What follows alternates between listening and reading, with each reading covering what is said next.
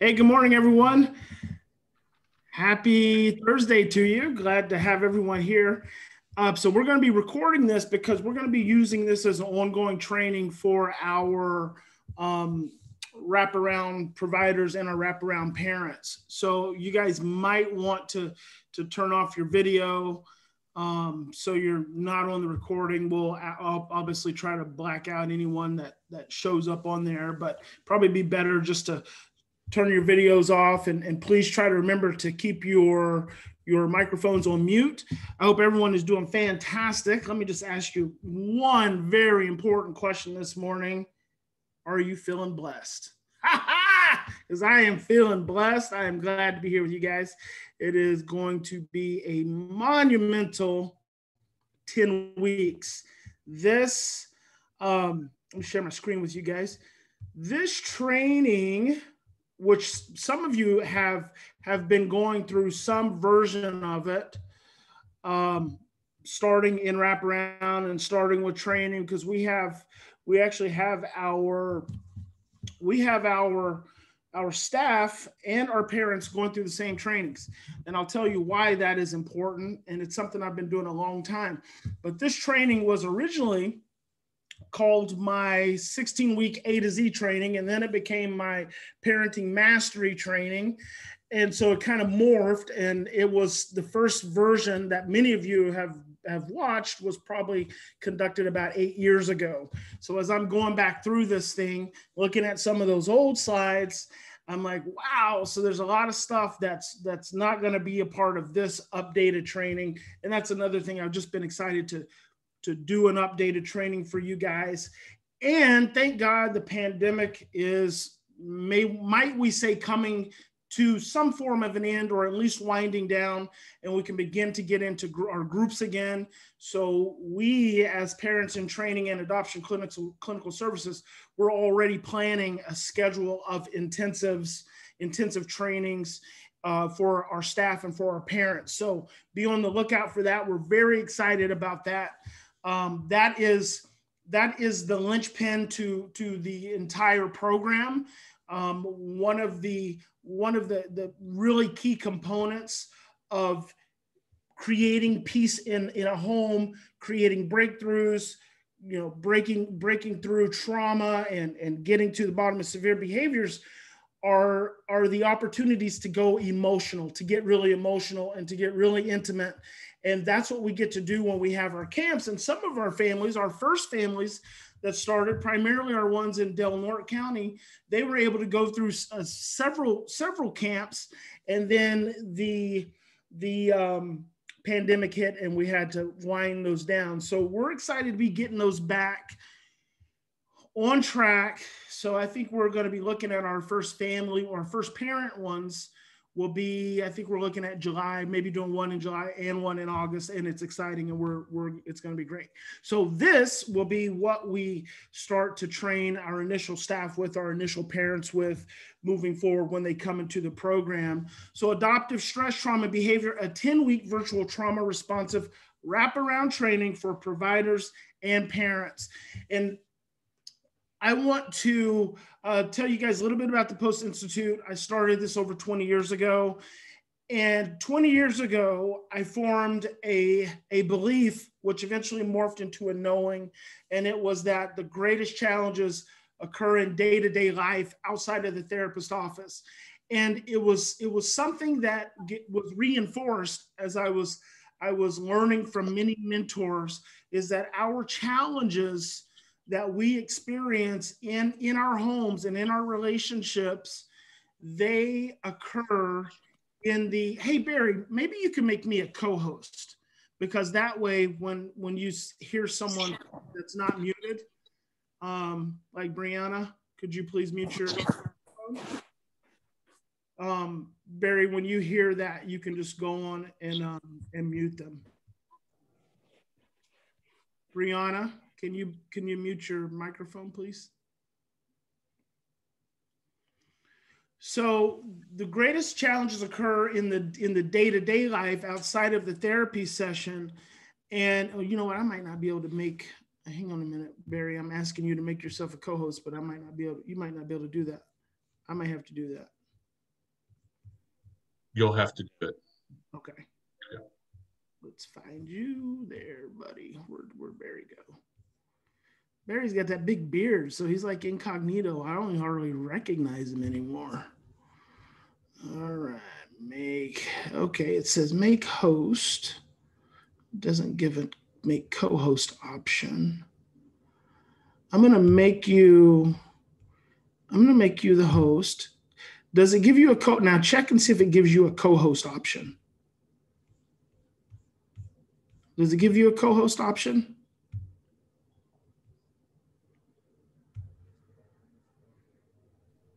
Barry? Hold on 1 second here. I'm not seeing, let's see here. If not, you should go ahead and you can just go ahead and make me the regular host. Usually it gives a co-host option. Yeah, it just says make host. So I'm gonna make you back the host. That's Hold cool. on, Barry, just go down and mute those that haven't been muted and then turn it over to Bryan. Yep.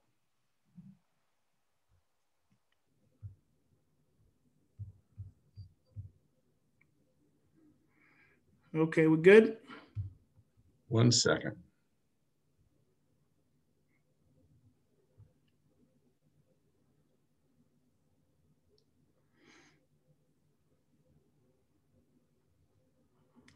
So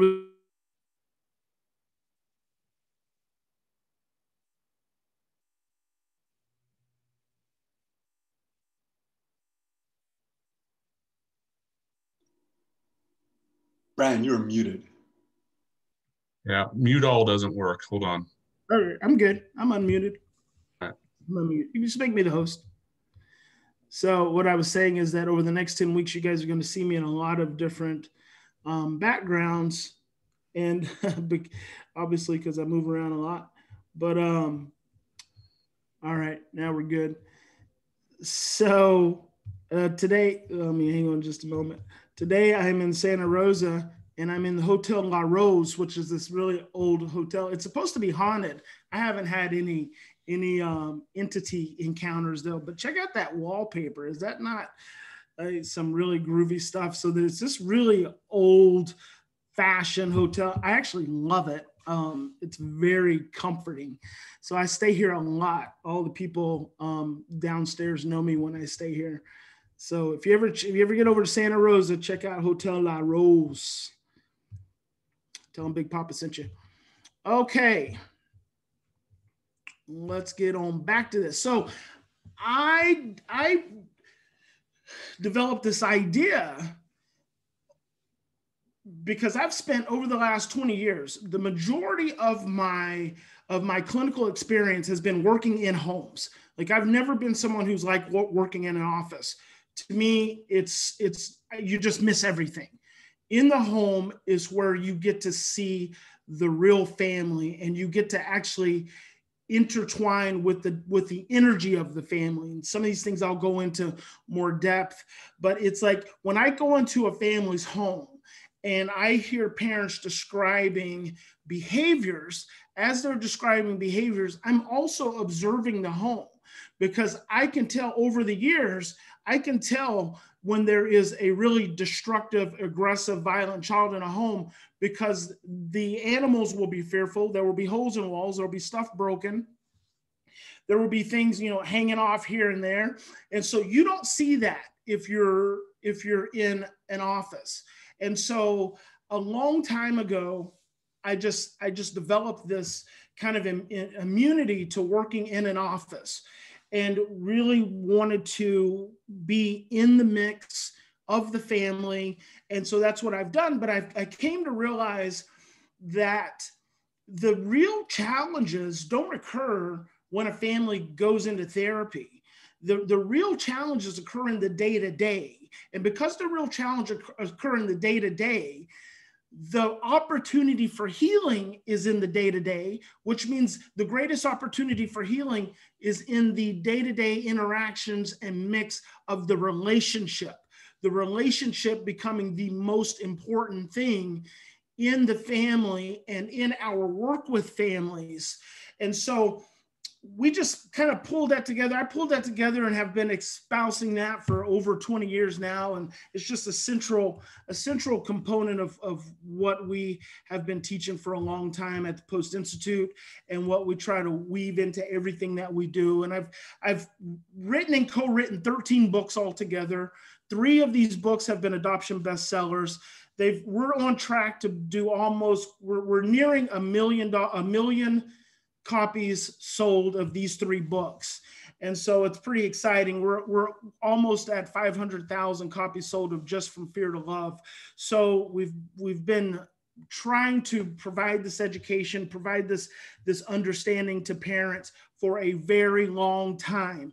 And you're in addition to doing that, you're talking about someone who does the work. Like I do the work every day. I just saw one of my parents on this morning that I was standing outside her house yesterday morning, chopping it up, because that's what I do. That's what I love. It's my passion. It's my purpose. I take this stuff to a whole different level of intensity because it means so much to me. And so I started very early in my career studying and researching and challenging, and I've just never stopped. And it just compounds up on itself over time. So let's talk about the goal of this training. And this is going to encompass the next 10 weeks. It is to provide the participant, that is you, with a foundation level understanding of human behavior. That is critical. I want you to have a foundation level understanding of human behavior, period. So you may have shown up, and if you've been working with this for a while, you know that I don't just focus on children. In fact, I find that to be one of the greatest mental health travesties that occurs to families and to adoptive families and all families, is that we tend to just focus on the child. So we're going to be going all in depth, in detail in that. And I'm going to be limiting each of these sessions to right around an hour's worth of time. So we'll go hard, we'll go fast. So we're going to provide the participant with a foundation level understanding of human behavior in relationship to stress, trauma, and problem behaviors. Very important. It's human behavior in relationship to stress, trauma, and problem behaviors. All of those are going to get combined in a really unique way that can change your paradigm. And I've been talking about changing paradigms for over 20 years. And it's funny, I just had a text from a colleague of mine who said she's trying to name a new organization she's starting. And one of the suggestions was something about paradigm. And she's like, paradigm's such a common word now. 20 years ago, it wasn't. In fact, Stephen Covey was one of the first ones to start talking about a paradigm shift. And so if you haven't ever read 7 Habits of Highly Effective People by Stephen Covey, who has now passed away, you should read that book. It's a phenomenal book. But in the first part of the book, he talks about a paradigm shift that occurred for him. So this training is specific to adoptive parents and adoption wraparound providers. So I am going to be speaking on every level to adoptive parents and the interactions and the roles and responsibilities of adoptive parents, as well as our adoption wraparound providers. Now, here's what I want you to understand. There is no difference between your role as an adoption wraparound provider and the role of the parents, the adoptive parents, when it comes to the responsibilities that we hold to the children. There's no difference in me when it comes to you guys. We are all an intertwined neurophysiologic system.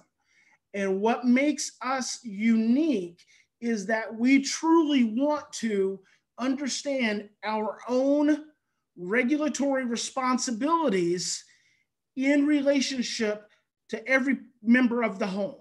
So if I am an adoption wraparound provider, which I am, I have a responsibility, number one, to pay attention to my own inner struggles and challenges, to understand my own trauma, to understand my own life, my own blueprints. Number two, I have a responsibility to understand the parents that I'm working with, to understand their challenges and their struggles and their traumas. And number three, I have a responsibility to understand the trauma and the challenges and the struggles of the child. And my ultimate role is to provide consistent predatory presence when spending time with that child.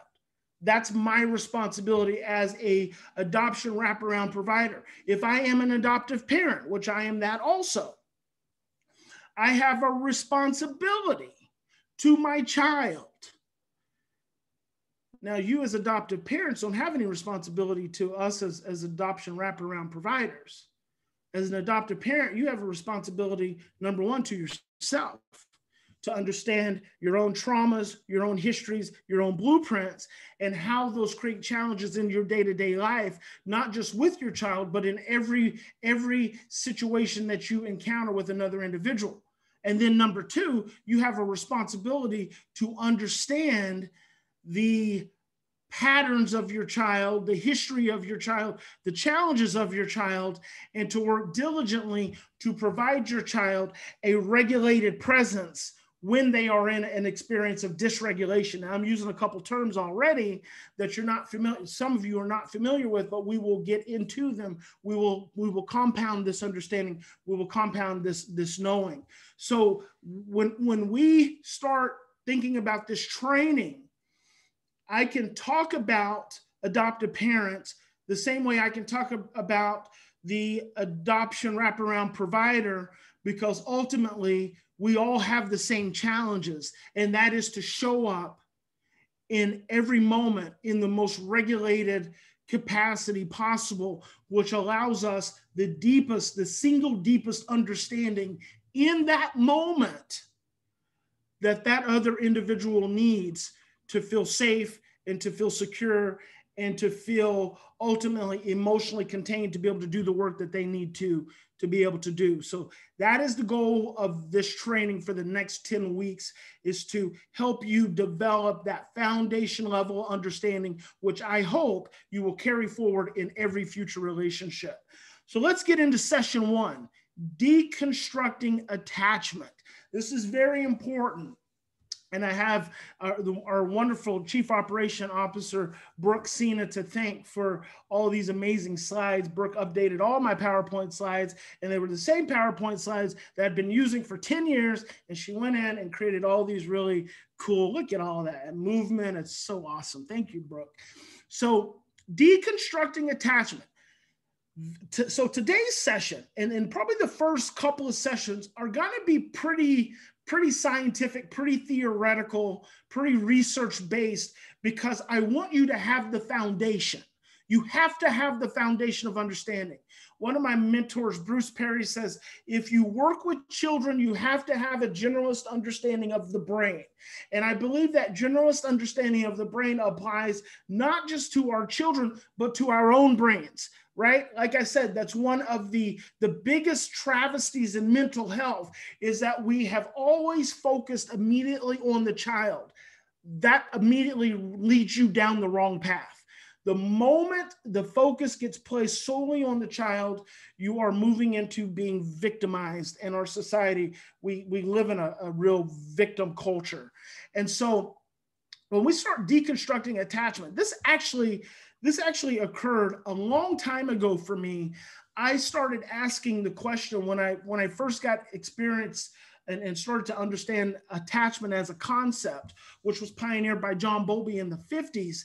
I started to, and especially being an adopted child, I started to ask myself, and I want you guys to think about this as for me as a presenter and a pioneer in this work, is that I am not only an adoption wraparound provider, I'm also an adoptive parent, and I'm also an adopted child.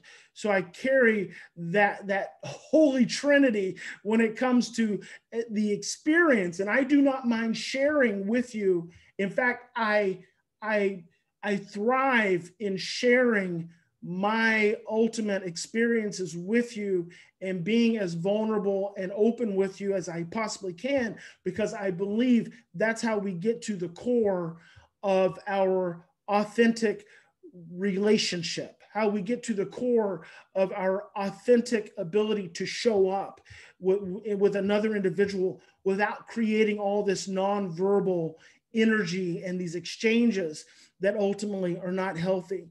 So a long time ago, I started asking the question, after I was introduced to attachment, I started asking the question, attachment is a great concept, but what is it that leads to attachment? Like, what is it that goes into this process? And so this first little part, I want to talk about, deconstructing at a basic level, because attachment is a really core concept that we all build on every single day. So I like this slide. There's a rhythmic relationship of the family. It says family members are connected via an intimate rhythmic process known as entrainment. This is so important. And the term entrainment comes from the late Mitch Gaynor. He was a psychiatrist, a physiologist, and he wrote a book called The Sounds of Healing.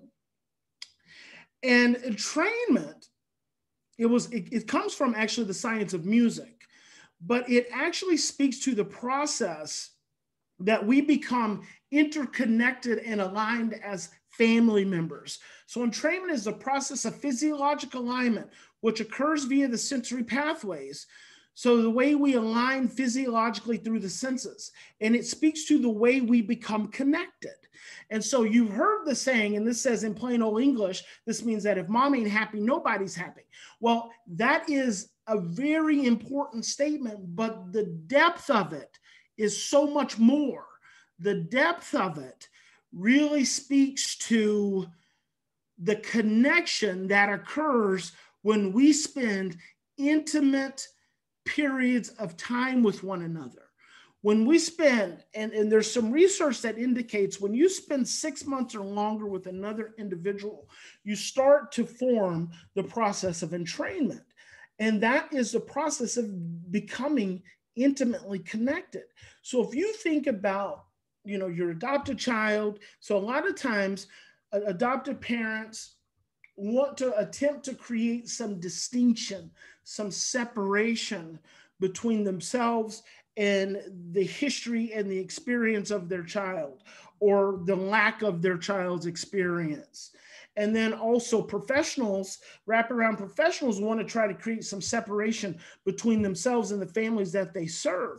But if you understand the science of entrainment, then you understand that within 6 months, you have already begun a physiologic process of becoming entrained in that family unit. So that when one person, what this really means is that when one person in the home becomes stressed, everyone becomes stressed. When one member of the family becomes stressed, all of the members of the family become stressed. When you as a parent become stressed, all of the members of the family become stressed. When you as a wraparound provider come into a home to serve a family and provide regulation, when you come into their home and you're stressed, they all feel your stress. We become connected via this process of entrainment. And so how we show up and what we show up with, once we spent significant time with someone, they feel it in a more sensitive way. And in families, and this is, Alan Shore says, the core of the self is unconscious and nonverbal and lies in patterns of affect regulation. Affect regulation is essentially your body's experience and the regulating of stress. So the core of the self is unconscious and it's nonverbal. You are not thinking about it, and you are not talking about it. You are expressing it through how you feel. So what it means is, it's not what you say or do that makes the difference. It's not what you say or do. It's how you feel when you're doing and saying it. And so why is that significant? That's every now and then I'm gonna stop my share and I'm gonna pop over here with you. Why is that significant? That's significant because your words that you use, the very words that you use, reflect an internal belief state. That internal belief state has a vibration associated with it. When you say, in fact, just like when you say, I hate something, that hate, even though you said, I don't really mean hate, that word hate has an emotional vibration connected to it because it ties into old memories and old experiences. Last night I was sitting with a couple of my parents in their backyard, and the mom said, and I just, over the last probably 15 years, I have just honed myself to listen to words, because words reflect biological realities. The word she used, the phrase she used was, I can't control, and she was talking about her 15-year-old. And what you guys have to understand that over the next 10 weeks, I will talk about all of my families. I won't share names, but I'll talk about all my families because I love all my families, and all of my family's experiences are beneficial for all my other families. But also, I've worked with thousands of families, so I got stories. I have stories that I tell in almost every lecture that occurred 20 years ago. So it's never one family. You just never know. Usually I've experienced so many of the same stories over time that you think I'm talking about your family, but I'm probably talking about 5 other families or one other specific family that's, in another country. The exact phrase she used is, I know I can't control all of his behaviors. And I said, let's stop right there, because here's what I want you to understand. And this becomes so important. And this is actually why we're going to do this for 10 weeks, because I'm liable to, I've got a number of slides, but I'm liable to stop on one point and just go real deep with you, because it's that important to me. I'm not trying to lecture to you guys for the next 10 weeks because that's BS. I'm trying to help you achieve an internal awareness and understanding that's going to change your life. So I'm not just going to go through a bunch of slides. If I stop on a point, I need you to listen to what I am saying. I need you to hear me, and I also need you to feel me. Mom said, I know I can't control all of his behaviors. And I stopped her and I said, let's reframe that. You can't control any of his behaviors. You can't, she said, I know I can't control everything that he does. I said, let's reframe it. You can't control anything that he does. I want to make that a very important point for you guys. Because right now you think and especially those of you who are new to me and to the post-parenting model and to our wraparound program specifically, you are believing that you can control your child's behavior. Let me tell you something. The moment you seek to control, you are operating from a place of stress and fear. The moment you seek to control, you're operating from a place of stress and fear. And the biggest challenge in your life right now is stress and fear. So I'm going to say that again. The moment you seek to control, you are operating from a place of stress and fear. And the single biggest challenge in your life right now, in your relationship with your child, in your relationship in your home, is stress and fear. So when you're trying to control, you're actually manifesting the very thing that you are working against. You are manifesting the very thing that is creating the problem. And I know that is so hard, but over the next 10 weeks, we're gonna really deconstruct all this for you. And you got coaches coming into your home, and it's gonna be an amazing thing, because guess what? They're learning the same thing. Our coaches go through the same process that we're gonna take our parents through. Why? Because this is all a new paradigm. Some of our coaches they still don't have a new paradigm understanding. They don't have this love-based paradigm understanding, because they're learning and growing too. So we can't all, be experts at this level, but when we're all said and done, I want you to be an expert in your own human behavior and your child's experience, because I feel like that's the opportunity that you have. So I said to the mom, you can't control anything he does. What you can do is you can influence his behavior. That's what you can do. And so she said, well, that wasn't my exact word. That wasn't the word I meant. That's not true. That is the word you meant, because that's the word you used, and that word, and there's no judgment. It is slowing down to consider the things that show up in our psyche, that show up in our emotional experience, that come out into the world, into relationship, and create a vibration. What I want to do is I want to help mom reframe her understanding that she can, and this whole session was fantastic. I was so pleased when I left my time with those parents and those two parents and that young man last night, because they all said some really paradigm shifting things. And that's really cool for me when I can hear parents that say things that indicate they're getting it. That's kind of where you want to get to. But mom said, I know I can't control everything that he does. And what I want you guys to understand is that you can't control anything. Gandhi said, be the change you want to see in the world for a reason, because the only thing you can control, the only person you can control is you. By controlling yourself, you can influence the behavior of your child. By controlling yourself. Now, what do I mean when I say control yourself?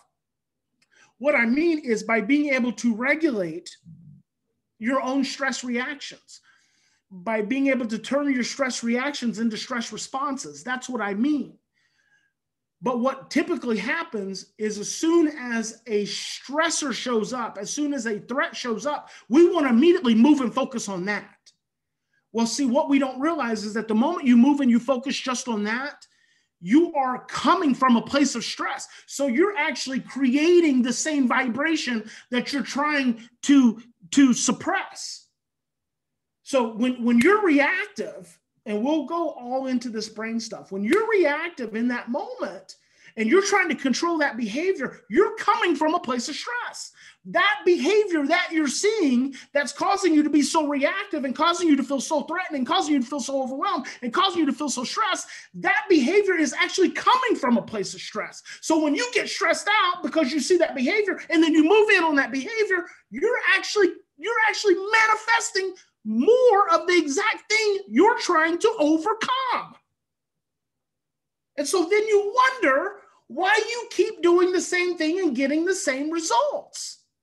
You wonder why nothing's changing, because you're ultimately not doing anything different, because you're not doing anything different from an energetic place. So the first thing I want my adoption wraparound providers to understand is that when you go into a home, you're going into a home of stress. So without anyone saying anything, you're immediately going to feel stressed. That's why we have a phenomenal mindfulness coach.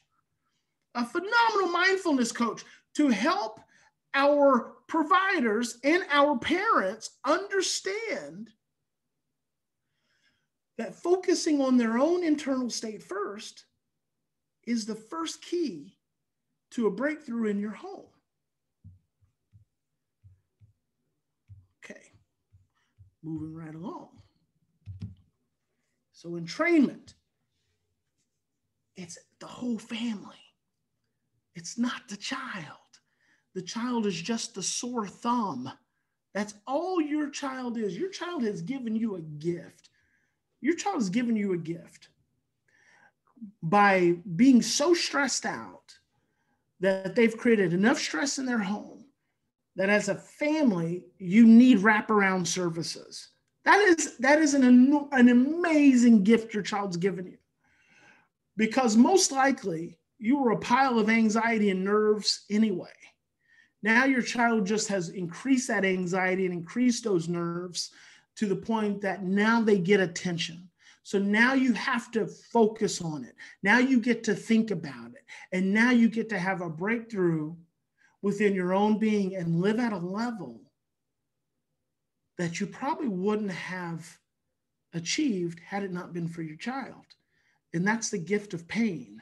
The gift, and all you guys have all heard, no pain, no gain. The gift of pain is that you actually get to grow. And so that's what children bring in the homes. But when we're talking about stress and fear and trauma and adoption, it's all the family. Everyone in the home becomes and it plays an important role, as does everyone coming into the home plays an important role. Okay, so let's do this. Where are we at on time? Whew. What are your earliest relationship blueprints? I love this stuff. I love it.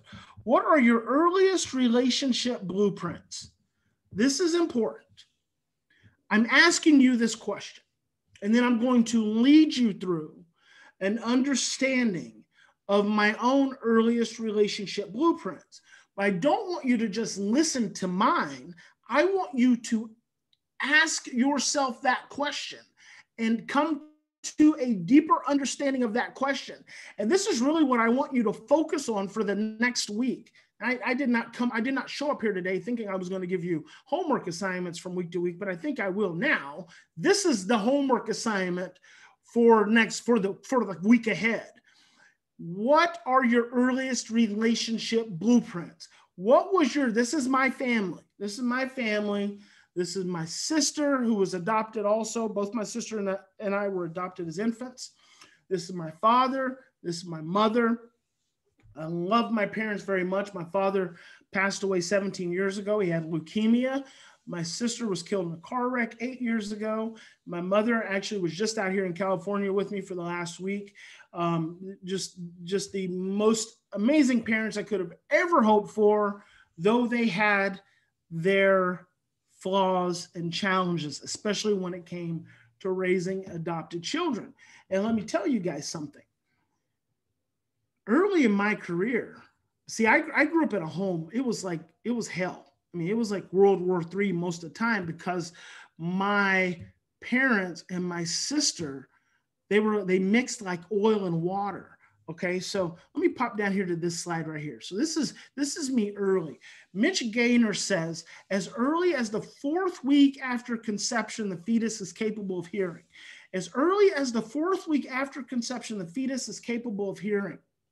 So from the 4th week after you were conceived, and this is you as an adult right now, whether you're a parent or a provider, you as an adult, as early as the 4th week after you were conceived, you could already hear. Thomas Verney, author of The Secret Life of the Unborn Child, says that as early as the 2nd trimester, the fetus is capable of processing psychologically. Psychological processing as early as the 2nd trimester. Now, I want to just frame this, because this comes back here.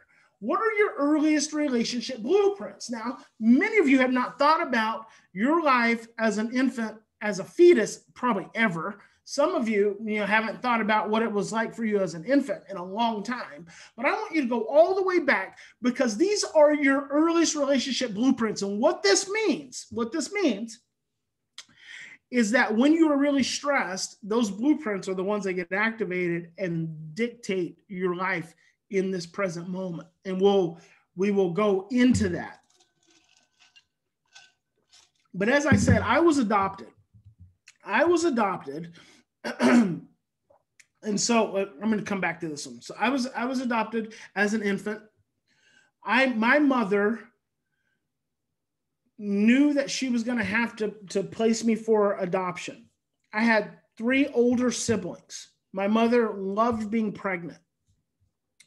My biological mother, and I've since 10 years ago, 11 years ago now, almost 12 years ago, I was in reunion with my biological parents, both my biological mother and my biological father. And I had an opportunity to do some therapy, because it's obviously very important to me, some emotional work with my biological mom to understand the origins of who I am. So let me tell you guys something. If I can sit down with a stranger and dig into my earliest experiences, why can't you? See, many of you have parents, because I've worked with families for so long, many of you have parents who don't want to talk about your birth, or they say they don't remember. Well, I believe you're probably not asking the right questions, or you're not pushing hard enough. These questions are very important because they are the working blueprints for the foundation of your emotional experience. John Bowlby said the first 3 years of your life establish the blueprints for all of your future relationships. Now, because of the decade of the brain, we know that to be from conception all the way up to 5 years old, because of how fast the brain grows. By the time human brain is 5 years old, it's 97% developed. So my mother loved being pregnant. She didn't smoke, she didn't drink. She carried me, at 7 months. I said, when did you know that you were going to have to place me for adoption? She said, well, I knew all along, because her husband at the time, she did not get pregnant, obviously, by her husband. She got pregnant by my father. Her husband was in Germany in the military, and she thought he had another family and wasn't coming back. But when she realized it wasn't going to work out with my dad, because he had went, as an 18-year-old young man, he got my mom pregnant, then went across town and got her cousin pregnant. So then she got mad at him. And she said, when I knew it wasn't going to work out with your father, I knew I didn't want to be a single mom of 4 children. So I told my husband, he said, I had to have an abortion. I said, when did you, she said, but I loved being pregnant. I said, at what point in time did you know did it become a reality that you were going to have to place me for adoption? And she said, when you were 7 months old. She said, at 7 months in utero, I tried to forget that you were there.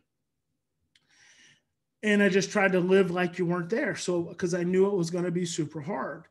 And one of the unique things about that is, before I ever met my mother, I used to say in my intensive trainings that I believe that my time in utero was probably the most peaceful, most loving stage of all of my development. And that the time of the birth canal and being birthed was probably the single most traumatic. I just had an intuitive sense about that. And it just makes sense. It lines up in understanding this and meeting my biological mother and talking to her about this stuff. So that was my earliest experiences, which are part of my earliest blueprints. But then right on top of those blueprints of love and well-being are experiences of abandonment and rejection and not being good enough, and not being connected to what you have grown inside of for 9 months. So then going into the world and basically going into a void from 9 months of warmth and affection and nurturing and oxytocin, which is a term I'm going to get into, but going into a void. And so now, as I talk about this, I also want you to be thinking simultaneously, if you can, I want you to be thinking about your own children, especially as for you adoptive parents, their birth experiences, right? So their conception experiences, their in utero experiences, and then their experiences after they were born, because these all form their earliest relationship blueprints. When you are in relationship with another person, these blueprints become activated.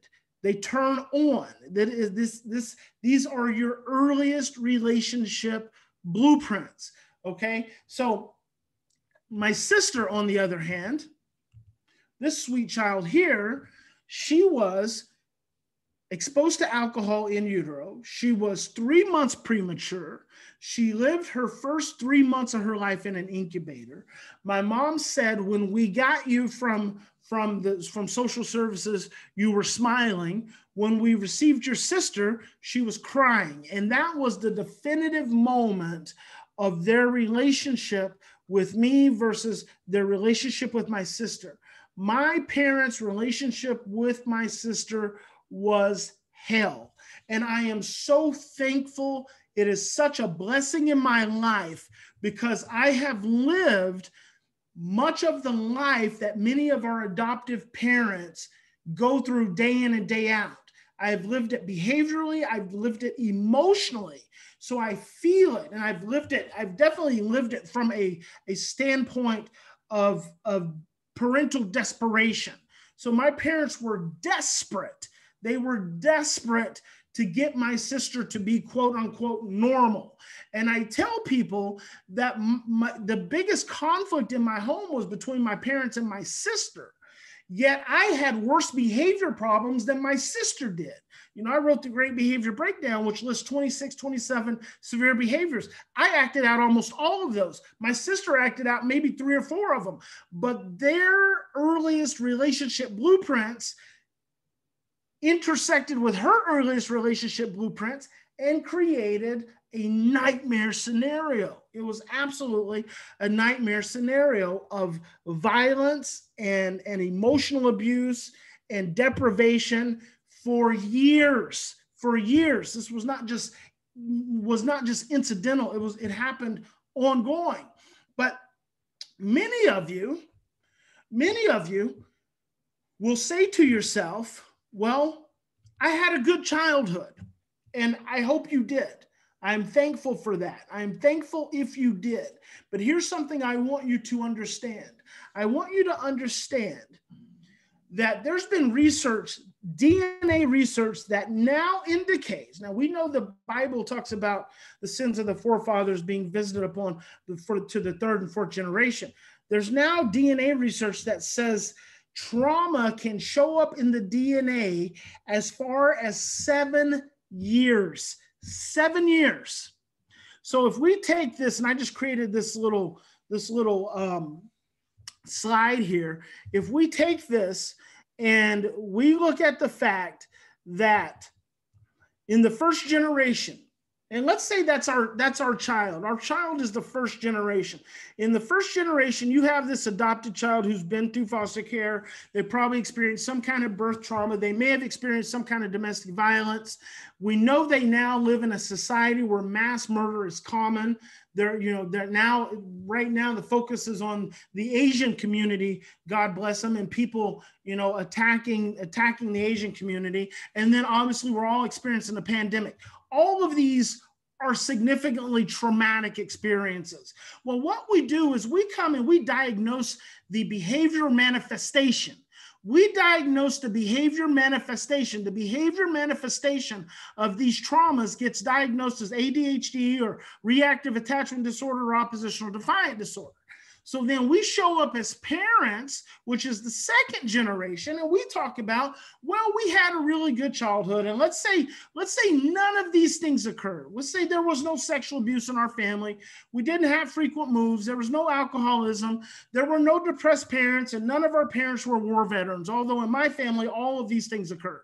So these things occurred in my adoptive family. These things all occurred. My parents encountered all of these things. So my parents could have very easily been diagnosed depressed, anxious, or have post-traumatic stress disorder. My dad was a Vietnam veteran. He still had shrapnel in his face and in his legs. My mother was intermittently depressed and overwhelmed. They came from depressed parents. My parents were not alcoholics. Their parents were alcoholics. So they were the adult children of alcoholics. My mother had my father had multiple moves. And then my mother had sexual abuse in her family. So that's the second generation. But if you talk to my mother, and you ask her about her childhood, she would say, oh, I had a good childhood. If you said, now, Mimi, which is what we all call her, Mimi, did you have any trauma? No, not that I can think of. Not a clue. Not a clue. She knows now, but because I help her understand these things, but typically she'd say not a clue. And this is where most parents are. Most parents are at the not a clue because they had parents who showed up. They had parents who worked. They had parents who were consistent. My parents. So if I came up here to my generation and I was talking about my parents as a child, my parents were not alcoholics. I was not sexually abused. I could not morally call what I experienced by way of discipline physical abuse, even though it was physical abuse. My father, he whipped us because that's what everyone else did. So that's all that he knew. He worked hard. My mom worked hard. They showed up every day. We didn't have frequent moves. I grew up in the same home. So I had all these good things that occurred in my life, all these things that occurred in my life that were lifesavers. And I will tell you that I did not experience any trauma in my childhood, when in fact, my childhood was mired by trauma. mired by trauma. And most of us don't realize it because we have this need. We have this need to protect ourselves from the experience of pain. That's called denial. It's a very common term in the psychology field. Denial is how we move through every day without experiencing pain, even though without the cognitive and the conscious awareness of our pain, we just keep it buried. We keep it denied. So let's say you had none of these things. And now let's go to your parents. So this is our child. This is us as parents and as adults. And this is our parents. What do you know about your parents' history? Remember, science says trauma can be visited upon us for 7 years. 7 years. What do you know about your parents? What was their life like? Because see, a lot of times that's where you're going to find your trauma. Why do I have a need? Why do I have a need for you to understand the trauma that you came from? Because that trauma is showing up in your relationship with your child every single day. And you're blaming your child because they're the ones acting out, but you're acting in because your trauma is getting triggered, which is causing you to feel overwhelmed and causing you to feel helpless. I can't get you to do something different if I can't help you to gain a deeper level of awareness. I have to help you gain a deeper level of awareness. And this is for our providers as well. Our providers, it is equally, it's not, I mean, I want to say it is more important as a provider. It is more important as a provider that you understand your freaking trauma. Understand it and do not be afraid. See, I feel like I can hold our providers to a higher level of responsibility and a higher level of self-awareness because we are in the profession to help and to serve. And if you are going to help and serve, you, by God, you better know your shit. You better know your shit. You better understand who you are as a person, and you better understand what you're showing up to these families. You better understand what you're showing up to their homes with, what you're bringing to the table, because they've got enough of their own shit as it is, and they don't need to deal with your shit too. So figure your shit out or get out of the field. That's how I feel about it. Figure it out, understand it, dig into it, have some freaking courage, dig into your trauma, face your fears, or get out of the freaking field. There are too many toxic freaking mental health professionals. There are too many toxic ones. I don't like working with toxic mental health professionals. They make me upset. They stress me out. They stress me out. Just go serve people at 7-Eleven. Go work on an assembly line. Go paint cars. Go do something else. Get out of the field if you don't have the cojones to look at your own pain and face your own pain, and then you want to show up in someone else's home. You want to show up in someone else's home, and you want to ask them to face their pain. No. We don't roll like that. We don't get down like that. So then what I want to be able to do is I want to be able to transfer that passion and that commitment to my parents in a much more gentle and understanding way. Because every parent has also been a traumatized child. That's the way I see every parent.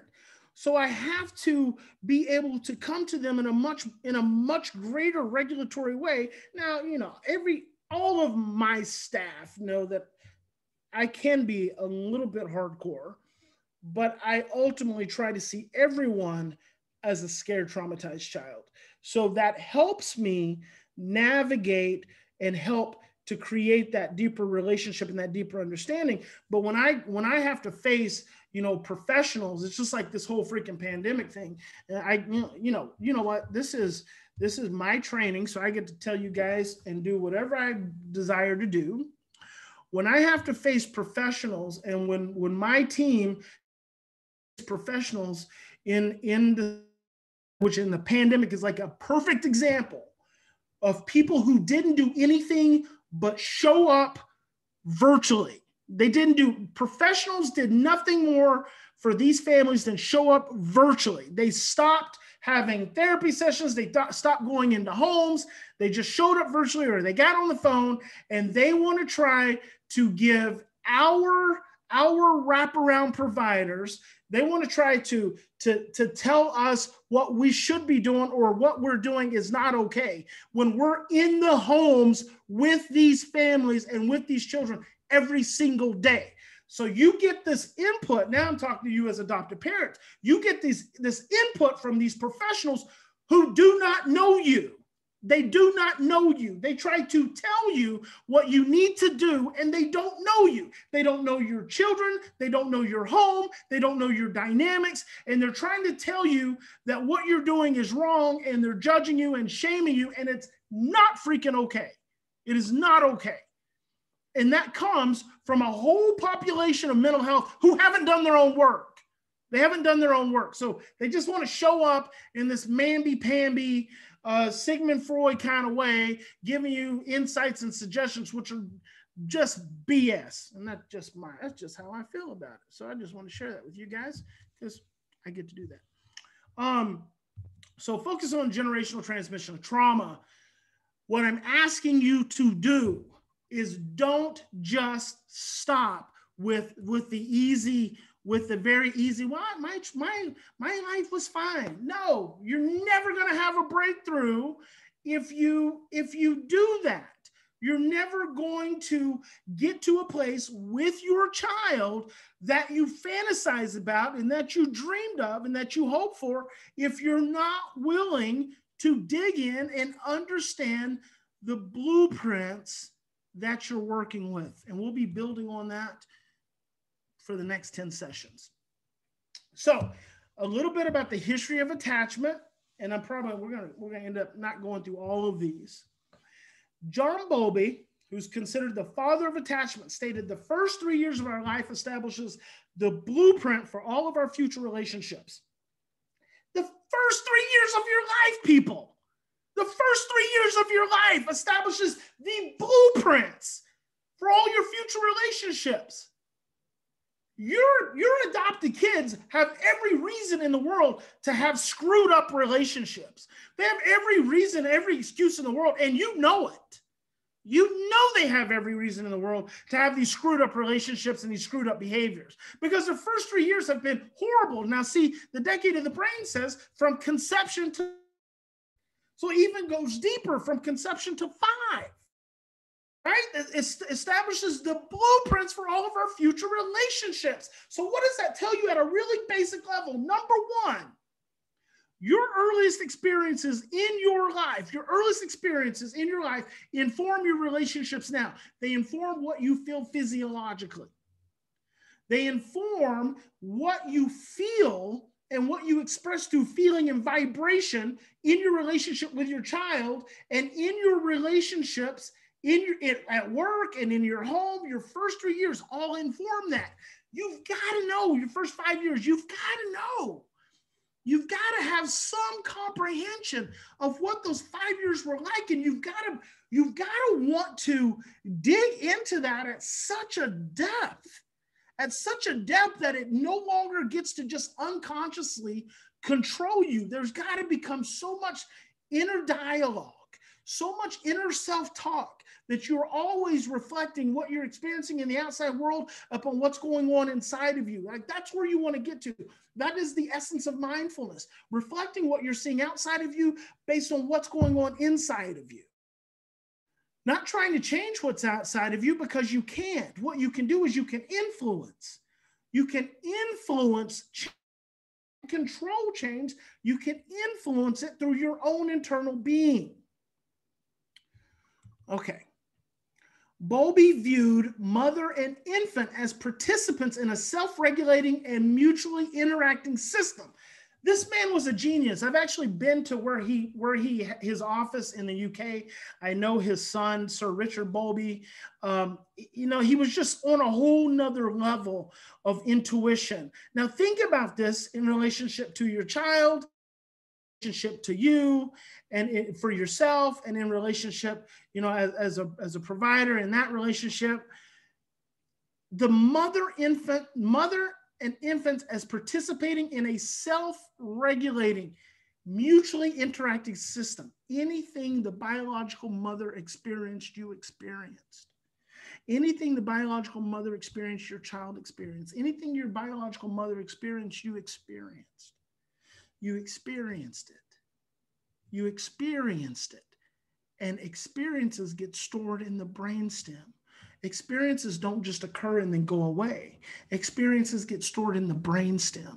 So when you become stressed, and we'll get into this in a couple sessions down the road, when you become stressed, those experiences get turned on. And those experiences, a lot of those experiences can be pre-verbal experiences. You don't know. You don't know. One of my coaches, one of my wraparound providers told me the other day that a mom has been sending her son to bed without dinner because he won't eat what she makes. So she just sends him to bed without eating, and he doesn't get to eat until the next day.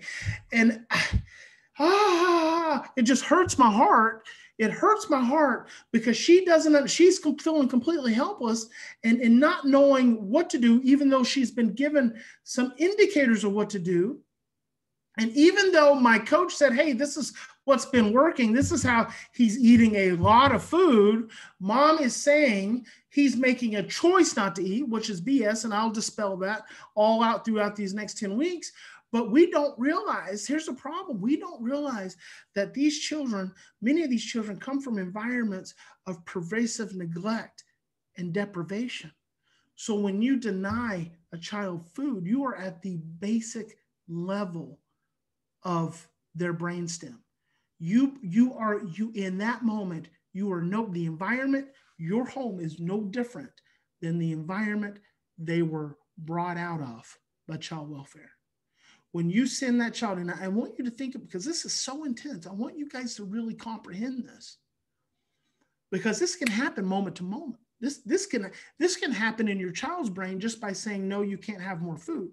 Not that sometimes you have to say that. Sometimes you have to say, no, you can't have more food. But I want you to understand that in your child's brain, in that moment, their brainstem can send them right back into neglect and deprivation, which is going to cause them to stress and regress. And that's going to cause them to act out in a different way, right? So this mom is consciously sending this child to bed without food because he doesn't want to eat what's on the table. Now, here's the other part. The other problem. Not only is that turning her home in his brainstem, is it assigning and associating this home, which should be one of nurturing and support. Not only is it associating his home with this environment, this pre-verbal. See, a lot of these memories happen, a lot of these experiences occurred pre-verbally, before we had words to form them and thoughts to actually make sense of them. So it just becomes an energy. So the home pre-verbal is becoming associated with this environment of neglect and deprivation that he was brought from. So now the home is becoming unsafe. But then what we also don't realize is that morning comes, now the kid's given medication, right? So now he's given medication on an empty stomach, on a completely empty stomach. If you don't see a problem, if you don't see a problem with that, go take some pills on an empty stomach and see how that makes you feel. And then guess what? Children act out through their behaviors because that's the only form of behavior that they have at the level when their attitudes and their feelings are not heard and understood. They act out through their behavior. So if all you're getting is the child's misbehavior, then you're missing the boat and you're missing opportunities for healing. And it's just sad because we can do better than that. We can do better than that. So in 1969, Bowlby described a neurophysiologic control system that is essentially involved in regulating instinctive attachment behavior. He conceived that the attachment system was in fact a regulatory system. And this is what I was looking for when I started asking the question, what leads to attachment? The reality is that what makes attachment possible is regulation. If we cannot be regulated, and this is why I talk so much, if we cannot regulate, if we cannot operate within windows of regulated stress, then we are not going to be able to develop secure relationships. And that's all secure attachment is. A secure attachment is a secure relationship. According to Bowlby, the attachment system represents a very basic and genetically anchored motivational and behavioral system that biologically performs and serves a vital survival function. one of the things you guys will hear me talk about a lot is that the body only knows two energetic states. It's two energetic states. It knows a surviving state and it knows a thriving state. This regulatory system, this attachment system that Bowlby was talking about, vacillates between surviving and thriving. That's why when you become stressed, you move into survival. And there's so much we're going to go into over the next 10 weeks about this stuff. So real quick, Mary Ainsworth was a protege of John Bowlby. She later identified 3 different categories of attachment. So there was secure attachment. There's ambivalent attachment when the child comes towards you and then goes away. And then there's avoidant. That's when the child shuts down and withdraws. These were the 3 primary categories. Mary Main, who was a protege of Mary Ainsworth, later came along and added a disorganized category, which is when the child comes in and out. And all of this basically just over and over and doesn't, there's the pattern that doesn't make sense. All of this basically speaks to how children's regulatory systems present themselves when they're dysregulated, which ultimately is us too, us as adults. When we are dysregulated, how do our regulatory systems operate? What is our pattern? So I want to ask you guys this over the next week. I want you to identify what your pattern is. Your pattern of attachment is when you're stressed. When you're stressed, are you ambivalent? Are you uncertain? You go in, you come back, you touch and you move away. Are you avoidant? Do you just isolate? Do you just shut down? Or is it a combination of all of them, just kind of disorganized? So Alan Shore wrote, and this is going to move us into session 2. Alan Shore wrote, one of my favorite neuroscientists, the concept of regulation is one of the few theoretical constructs utilized by literally every discipline. So regulation as a construct is used almost in every scientific discipline. Alan Shroff says that attachment is the apex of dyadic emotional regulation. What that means is that attachment is ultimately the ability of 2 people to regulate emotion together. It is a culmination of all development in the first year and a harbinger of the self-regulation that is to come. So that of 2 people to regulate stress at the earliest stage of a child's development is a harbinger and a predictor of everything and every manner in which that child will regulate themselves as adults. And that's you. You were that child, and now you are an adult. And how you regulate or self-regulate is all rooted in that first year, those first years of your life. And then finally, affect dysregulation is now seen to be a fundamental mechanism of all psychiatric disorders, which means that being stressed out is now seen to be a fundamental mechanism in all psychiatric disorders. And I like to make this really simple. We'll go in this later because I love this final scientific quote, is that being stressed out is the fundamental cause of all psychological, behavioral, physical, and emotional problems. Being stressed out. And if that's the case, then what do we have to do? If that's the case, what we have to do is we have to reduce the stress. And that's what we're going to be learning. That's what we're going to be doing. God bless each and every one of you. I hope you have a fantastic week. You've got your assignment. I want you to look at those earliest blueprints that you're operating with. Hang on just one moment. I don't want to leave this out because Brooke put a lot of time and effort into it. Thank you. Isn't that beautiful? Thank you. And that is the end of session 1. God bless you guys. Have an amazing week. And I will see you next Thursday. Be sure to write down all your questions as they come up. Try to keep them in the context of the topics that we are covering, because I know a lot of your brains are going to want to jump ahead. I don't want you to jump ahead. Okay, many of you parents, you've been struggling. You're going to keep struggling. I don't want you to jump ahead. I want you to stay right where we're at. Keep learning. Keep thinking. If you will think about assignments I'm asking you to do, breakthroughs before you know it. All right, guys, we'll see you next time.